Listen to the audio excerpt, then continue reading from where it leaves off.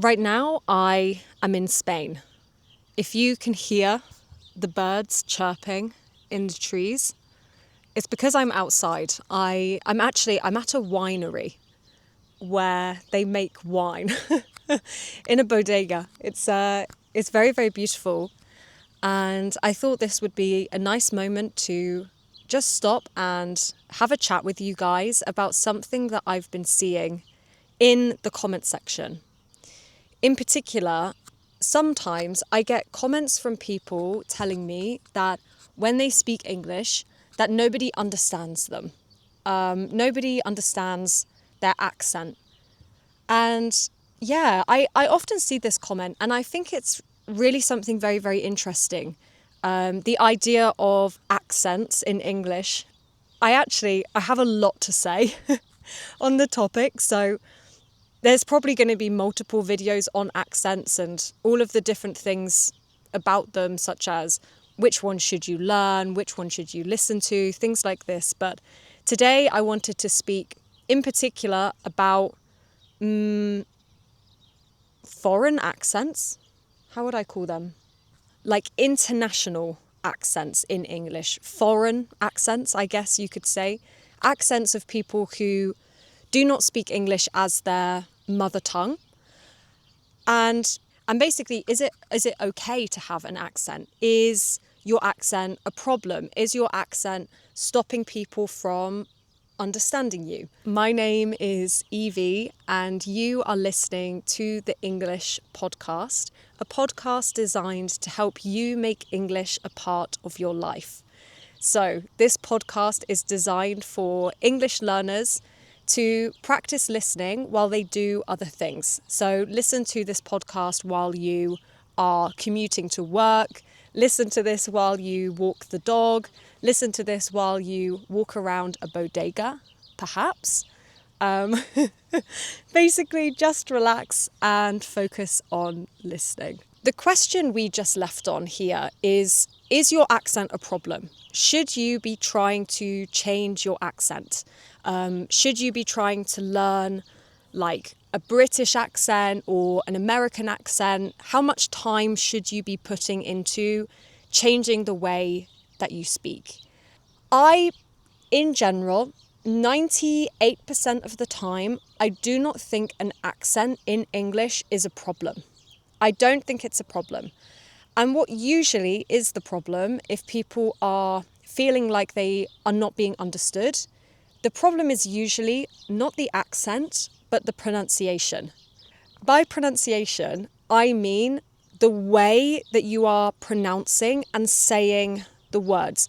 In particular, in English, we are quite particular about the way that we pronounce vowels. I often find that if somebody is saying something and I don't understand, it's because they are not stressing the right vowel or they aren't drawing the vowels out enough. If you listen to how I speak, about 80% of everything I say is a vowel.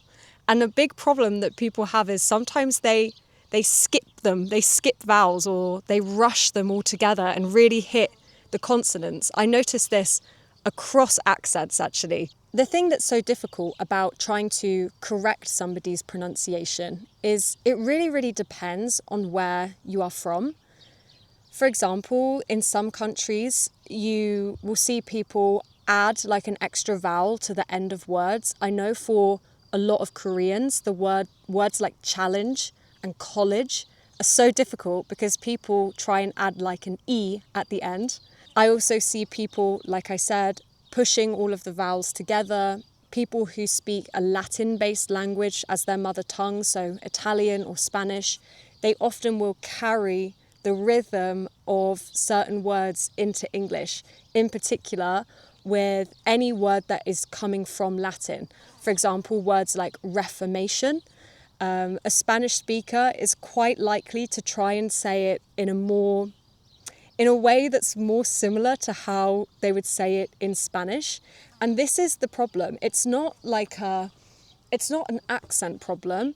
It's the mother tongue carrying over into English and influencing the way that you pronounce things. And this is why it's so difficult to fix without maybe working with somebody who's going to correct your pronunciation. In general, if you make friends in English, they're probably not going to start correcting your pronunciation because that's just so annoying and not cool. But some teachers will pick up on it sometimes. I think in general, a lot of teachers don't like to deep dive too much into accents because usually the more you use a language, the better your accent will get. And same with pronunciation. But without knowing where you are from and your kind of linguistic tics, your linguistic habits are, it's very, very difficult to correct your pronunciation without kind of hearing it live. I do think there are ways to improve pronunciation.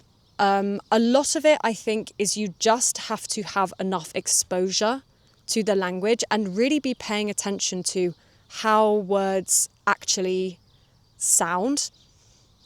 For example, I can sometimes feel, and I'm sure you have this in English too, every time I say something wrong, I can feel it. I literally can feel, oh, I don't think that sounded right.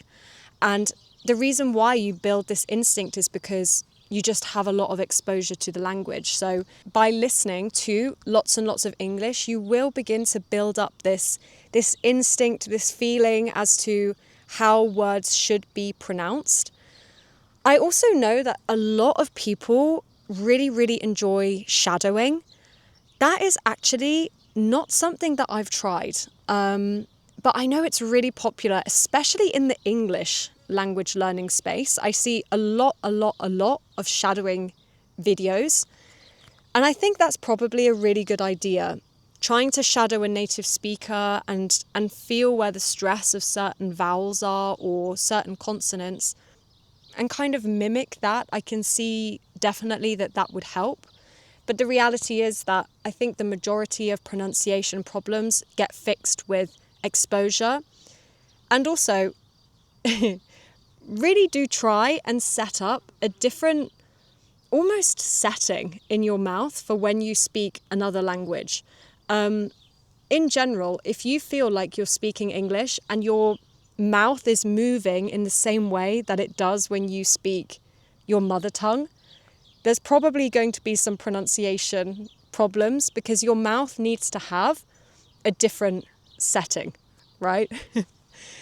Some people are better at this than others. Some people just have this really amazing skill of mimicking and copying accents and voices.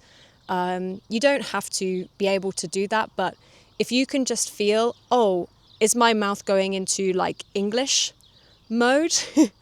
If you feel like there's a distinct mode, then you're probably doing something right, in my opinion. When I studied, or I still do, when I study Spanish, something that I see a lot is this conversation over whether you should be listening to content from a native speaker or whether you can also listen to content by somebody who is speaking Spanish as their second or third or fourth language.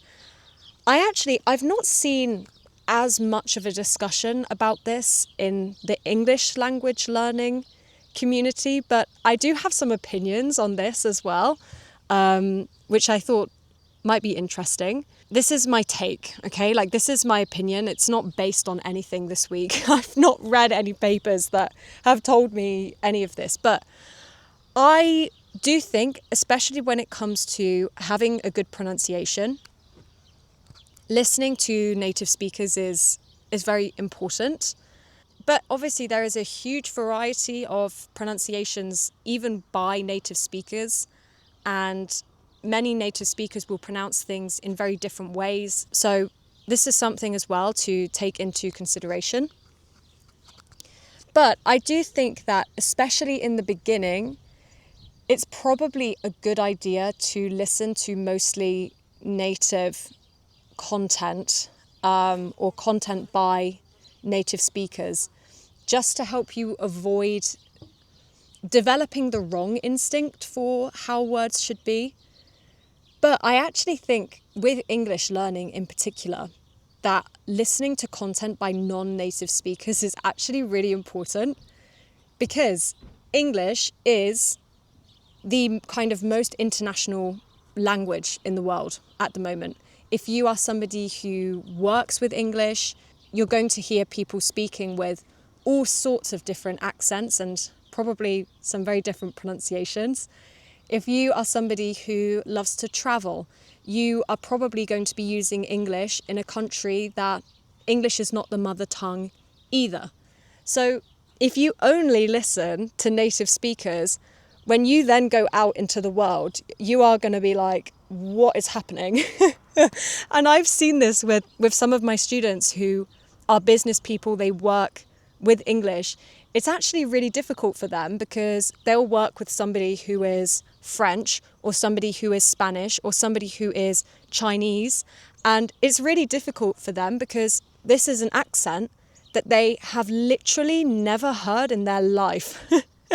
Because, yeah, you learn English with native speakers, but the reality is English is now an international language. So really getting used to the pronunciations of people from other countries, in my opinion, it's no bad thing. To conclude, I don't think your accent's a problem. I think maybe if you really want to spend time trying to improve your English speaking, first of all, just speak and be confident. Confidence is the most important thing. But if you do want to work on your accent, I would just recommend really, really listening to how you say the vowels, really thinking about the way that your mouth is set up when you speak, and really feeling a big difference between your English mouth setting and your native language mouth setting. Go out there, work on your pronunciation, think about the vowels. That's the only thing I'm going to say. Don't rush them, draw them out. It will be the best thing for your accent, I swear. If you speak a Latin language, maybe really sit down with those words that have direct translations, like TION words like reformation, or reality, ITY words, and really work on your pronunciation on these points in particular. But in general, if you're thinking about the pronunciation, if you're really trying, I think you're probably doing great. I am going to go now because I have booked a tour of this winery. I have 5 minutes to get there. So I'm going to go and do that. I hope that you have had a lovely time with this podcast. If you are listening to this on your way to work, have a great day at work. And I will see you in the next video. Bye.